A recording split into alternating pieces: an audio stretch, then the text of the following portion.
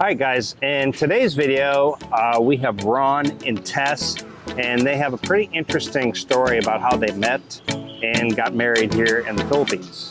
Stick around.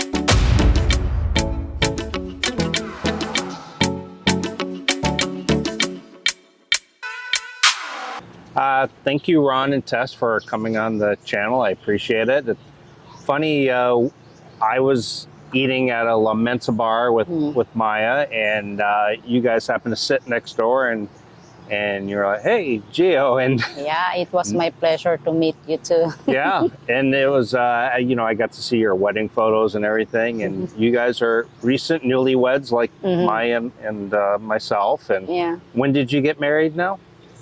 February 17. February 17th. Yeah. So you're even newer than us. Yeah. So where are you from in the States, Ron? I came here from southern Illinois, which is about 50 miles from St. Louis, Missouri. Okay, you got quite the accent. Yes, I'm sure you hear that. Yeah, well, I'm actually from down southwest around Texas and Oklahoma. Oh, okay. Do you ever have a hard time understanding, Ron? You sometimes. What about you? Yeah, Tess, her English is good. I think phenomenal. Yeah, yeah. I tell her all the time. She speaks 3 languages: Bisaya, Tagalog, and English. Yeah. And I speak 2 languages: English and poor English. Yeah. Yeah, yeah. And then I teach Bisaya. Oh, you do? Yeah, I did. Yeah, she's taught me a lot. Wow. Yeah. I may have to hire you. After almost 8 years here, I still don't really have a good command of Visayan. But so you guys met online, and you said actually you were eating, and you said, "Well, Gio, thanks to you, I kind of because of you met." So Correct. How did you guys meet? Well, my first experience, I won't reference it, was a bad experience. First of all, let me state that I've never been on a dating website in my life. Never been on Tinder or eHarmony.com or anything like that. But I started watching some YouTube streams, and I had been in a situation where I wasn't too happy in my lifestyle. Right. And it's kind of an act of desperation, if you want to be honest. But you had referenced that Christian Filipinos or Filipinos.com was a pretty good dating website. Yep. And so, on a second try, I met Tess there within probably the first week, and she winked, I blinked, and the rest is history. Yeah. Wow. I am the first to wink.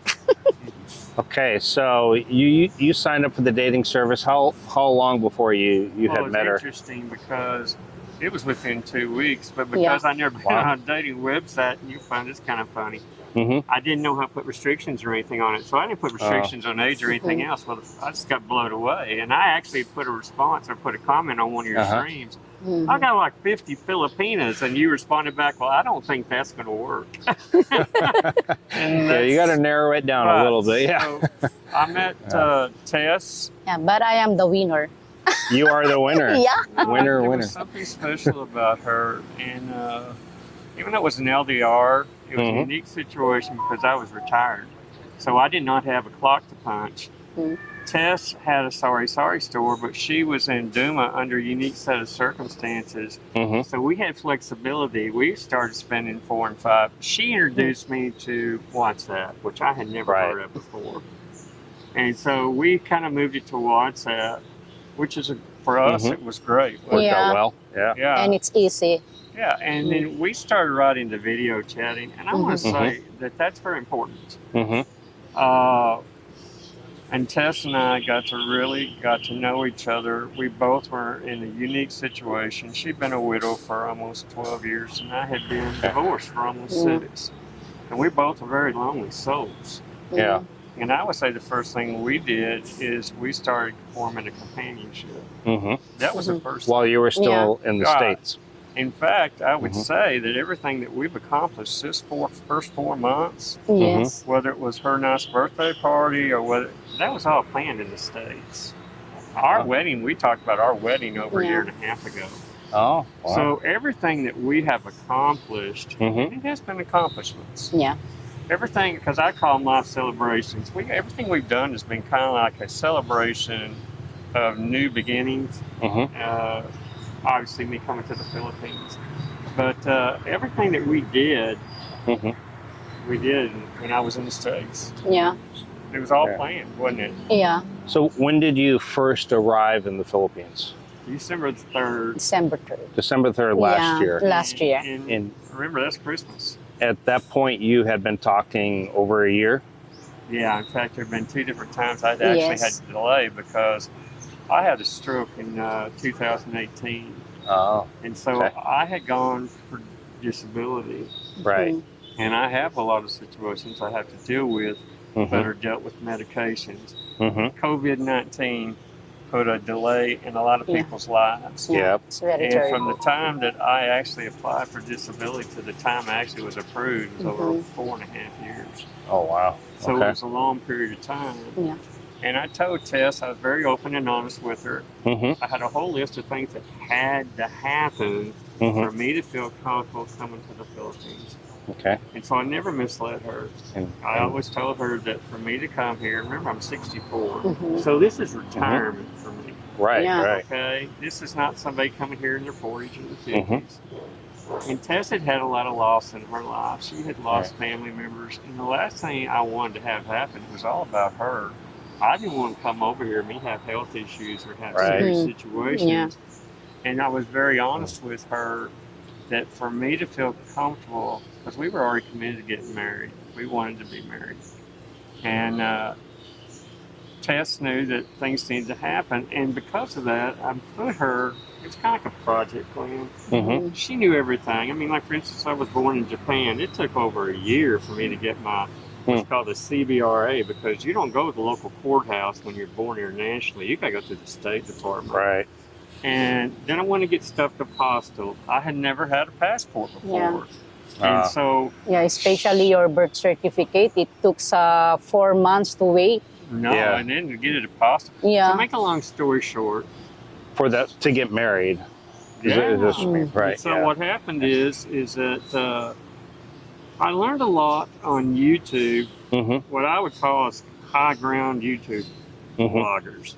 People who would actually talk about getting information to people who were thinking about coming over here.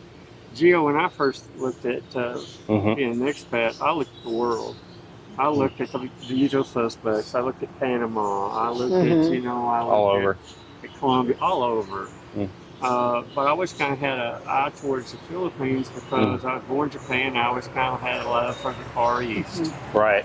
And then in my 30s, I had a chance. My career took me all over the country. I worked in San Francisco. When I was in San Francisco, I got a chance to be around a lot of Asians. And I had a lot of Filipinos that worked for me. My assistant manager was a Filipino. I had friends. Anna was a good friend of mine. Her mother was a first-generation American Filipino. She had a Filipino restaurant, and I just fell in love with Filipinos. And that was at an early age. Yep. And so I wasn't surprised by the person Tess was. And she is a classic. Everything you've dreamed of. Everything I dreamed of. And so we were LDR, but I would say it was under a set of circumstances that was very unique. And we didn't just meet each other and me come over here. Yeah. You know?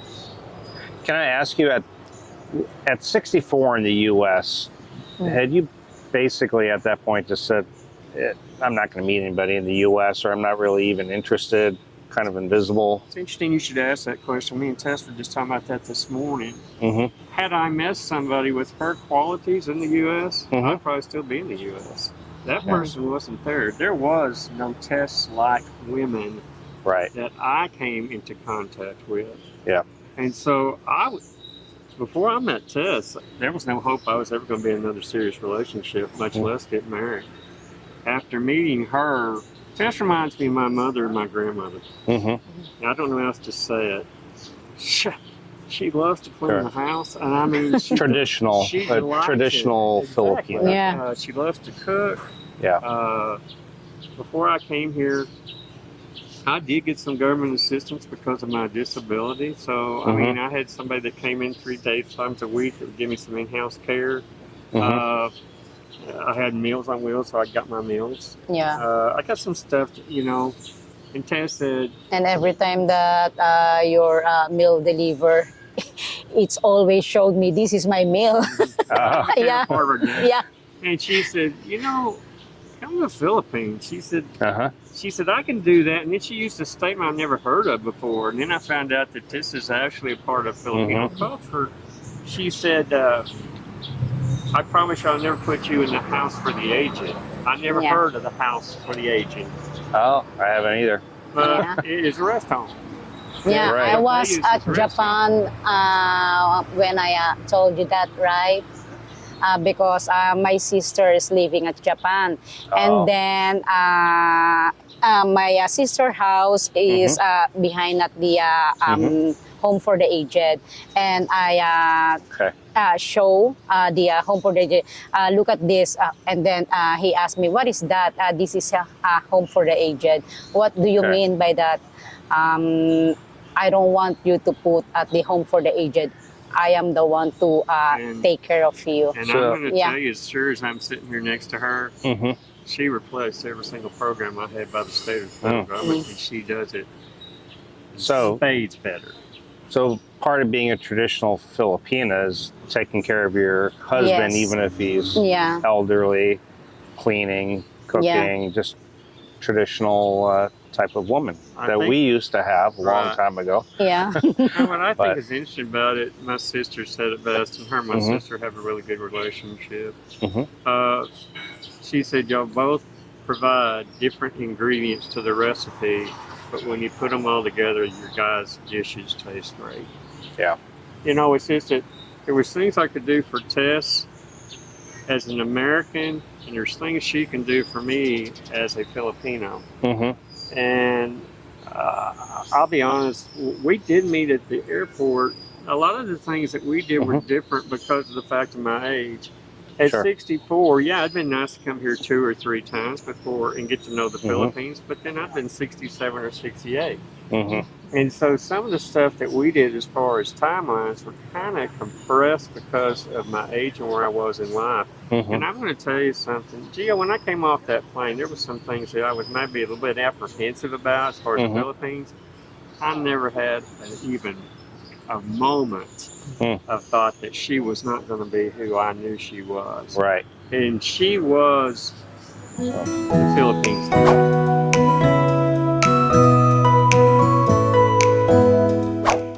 Guys, I can tell you guys are madly in love with each other, and congratulations on your marriage. And, thank I you, know it's Gio. going to Yeah, work out. thank you so much When Tess said, to Gio, share my our story. I wouldn't want it to be anybody else but you, Gio. Yeah, well, thank you. I appreciate that. And yeah, it was nice to know that you kind of met through me a little bit. Yeah. You went off of my recommendation on using Christian Filipina, and here you guys are. So Yeah. with that, we'll end it. Thank you guys so much, and we'll see everyone next time. Bye.